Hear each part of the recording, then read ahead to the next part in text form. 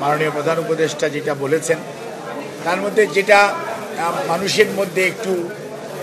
Even আমার মধ্যেও এক ধরনের প্রশ্নবোধক চিহ্ন হয়েছে যে বাংলাদেশের মিডিয়ায় আমরা দেখেছি যে আওয়ামী লীগকে নিষিদ্ধ করা হয়েছে। যদিও এ ব্যাপারে বাংলাদেশ জাতীয়তাবাদী দল বলেছিল যে নিষিদ্ধের বিষয়টা কাকে গ্রহণ করবে বা করবে না এটা জনগণের বিষয়, এটা কোনো অবস্থাতেই আইন আদালত অথবা সরকারি সিদ্ধান্তে যে করার যে প্রক্রিয়া এটার সাথে বিএনপি কিন্তু সবসময় দ্বিমত পোষণ করে।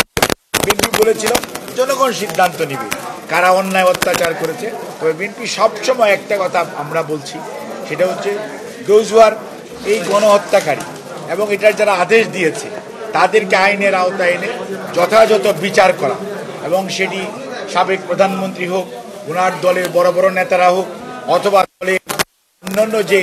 কর্মীরা আছে যারা এগুলোর সাথে, এবং সরকারি কর্মকর্তা কর্মচারী যারা অতি উৎসাহী হয়ে বিভিন্ন বাহিনীর লোক এবং অনেক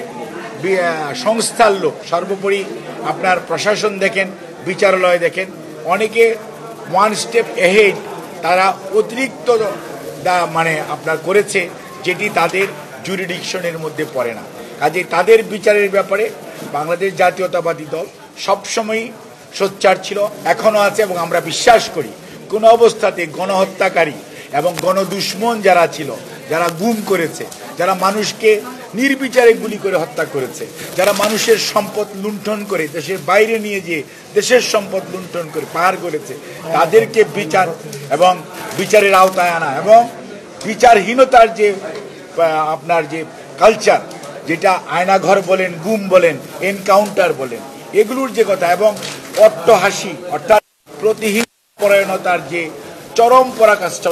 দিয়েছে, এটার বিরুদ্ধে বাংলাদেশ জাতীয়তাবাদী দল সবসময় সোচ্চার। এবং আমরা মনে করি তারা গণদুষ্কৃতী এবং নির্বাচন কেন তাদের এই দেশের মানুষের এসে তারা নির্বিঘ্নে বিচার ছাড়া বা তাদের অনুসূচনা ছাড়া, আজকে যদি আমরা ৭১ নিয়ে এত কথা বলি তাহলে এই ২৪-এ গত ১৫ বৎসর দেশের ভোটাধিকার চুরি, দিনের ভোট রাতে করেছে, তার জন্য তাদের অনুশোচনা হবে না, এটা তো হতে পারে না। কাজে দে নিড টু মানে আপনার কি বলে যে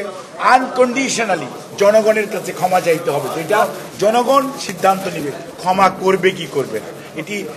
ব্যক্তিগতভাবে কারো করার বিষয় আছে বলে আমি মনে করি।